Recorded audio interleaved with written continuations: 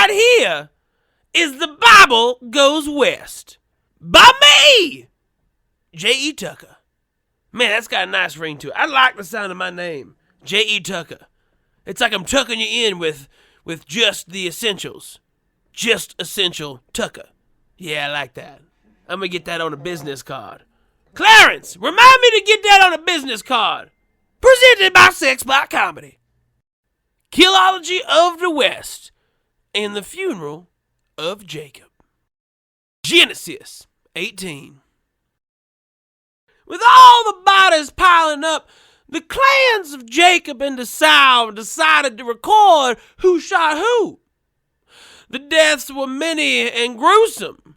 The survivors were even more gruesome with their holes in the face and missing limbs and shit. Rather gross, if you ask me. But hey, I didn't write the book, I just interpreted it. First to die was Esau's niece, Brandine. And boy, what a shame was that, because she had some melons on that Brandine. Her titties was so juicy that you could milk out brandy itself and mix it in with gunpowder to melt through wood. In response to Brandine's death, the clan of Esau killed Jacob's friends, Pete Spuckler. Ma took out Pete Spuckler with a long-range shot on a sunny day. She just started to celebrate the tough shot when Merl came up behind and shot her like a coward.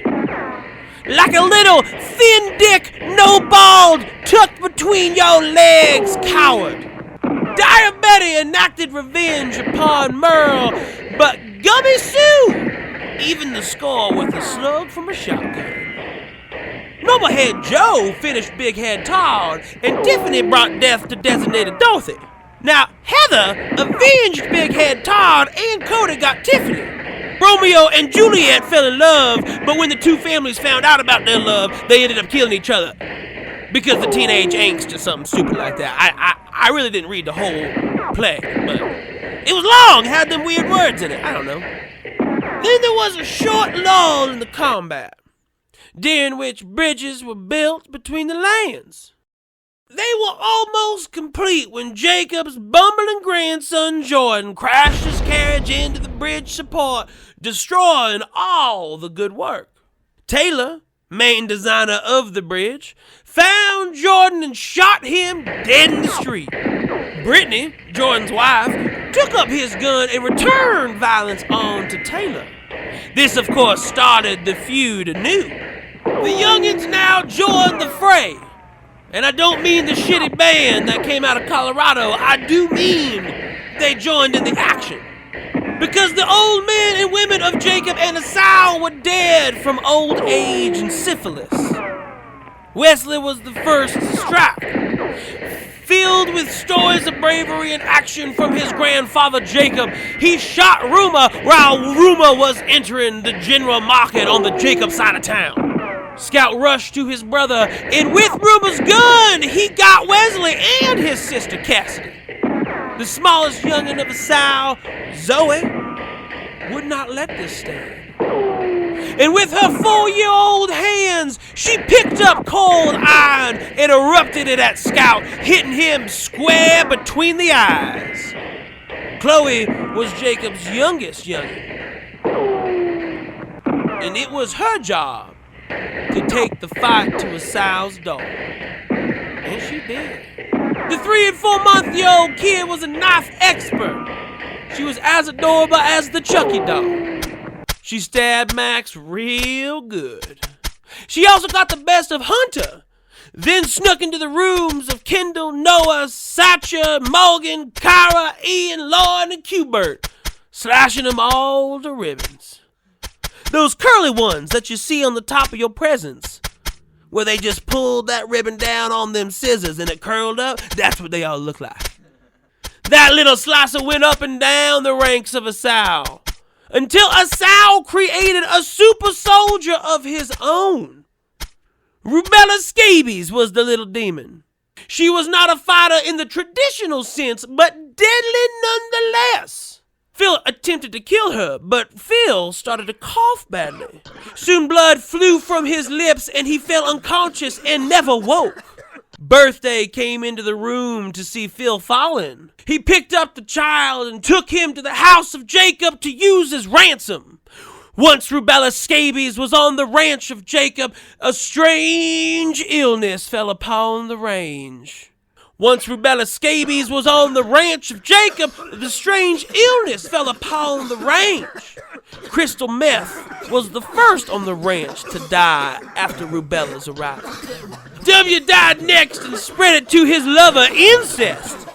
Their daughter, International Harvester, was removed from the house, hoping death would not follow her. Jitney took in International Harvester. One by one, all whom lived with Jitney began to cough. Stabbed in the jail, died after 3 days, followed by the twins, a wheel and barrel. The twins left a mess when they died. Navel String and Melvis's beds were covered in the fluids of death.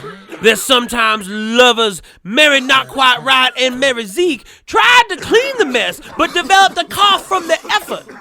The two women's brother, Gitmo, visited numerous times on the request of their grandfather.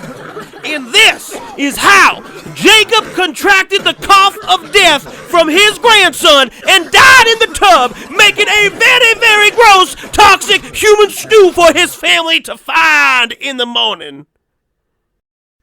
Genesis 19.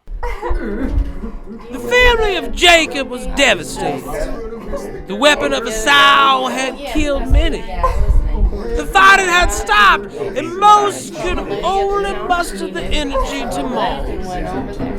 Jacob had been dead for almost a week, and it was time to bury the body. The funeral was modest, but had a nice buffet for eating the sorrows away. Jacob's favorite song filled the air as men and women cried, and children who had never known Jacob sat bored just trying to pick the boogers out of their nose. Esau entered the place of mourning because he felt his presence was necessary.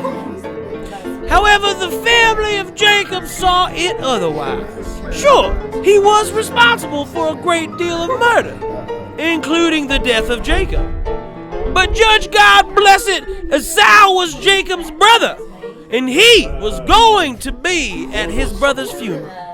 With each row of seats he passed, Esau could hear the sounds of firearms being readied, but Esau continued. Esau made it to the casket of Jacob. The clan of Jacob took Esau's present as an insult. The larger woman and the rest of the men lifted themselves from their seats and blocked the doors. A tear for his brother was forming in the corner of Esau's left eye when he felt the touch of a hand on his shoulder. You are the catalyst of death for my family, Rachel said. No love do we have for you. Esau turned around. He saw Rachel standing before him with a clan of enemies at her back. Esau said, I'm just here to mourn my brother, rival and enemy, but also my brother. I came to shed tears, but two just like you. Rachel said, We end this today. The piano player stopped playing his lamentful serenade, packing up his keys, black and white, into separate bags because that's how it was back then, and sneaking out of the funeral gathering. Esau drew. His fire pierced the two beside Rachel in the heart. The clan of Rachel returned fury sevenfold. The air became filled with smoke and lead, bullets striking down most who peeked their head out. Esau hid behind Jacob's body, his brother absorbing his family's rage. Esau made his way to the exit, his dead brother filled with more lead than a child in China eating paint. Esau dropped his brother and turned to see the destruction he had brought. In front of him lay the dead and wounded of Jacob. Esau said, I came here to pay my respects, and your grudge against me made it impossible. I take my leave, but I know I have one today. Esau's face exploded off of his skull more as he ended this statement. He had miscounted the clan. Behind the faceless body of a sow stood a child, a baby, no more than 4 years of age, holding a shotgun. Because back then, our children were actually strong individuals of society that could work for 14 hours a day because they had no other choice, because we made them and we made the rules. And out of the gun of babes, the clan of a sow lost their leader and went into disarray. The child dropped the gun and went to his mama.